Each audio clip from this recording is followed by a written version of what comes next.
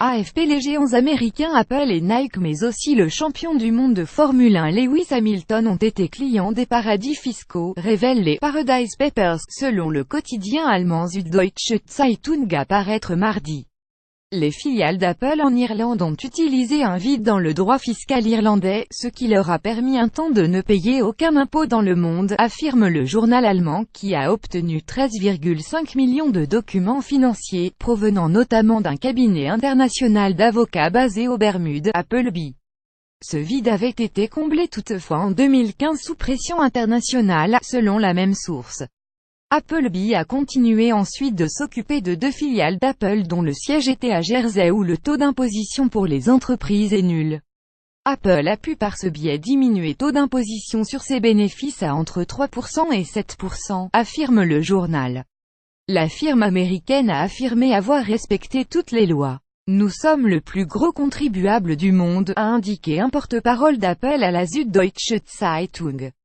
Le fabricant d'articles de sport Nike, de côté, a créé des sociétés offshore aux Bermudes et c'est à ces sociétés que les filiales de Nike devaient verser des centaines de millions d'euros pour utiliser les droits sur la marque.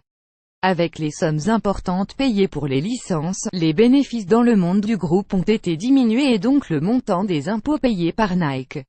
Nike a ensuite effectué la même opération aux Pays-Bas en 2014 et a pu diminuer taux d'imposition de 35% en 2002 à quelque 13%.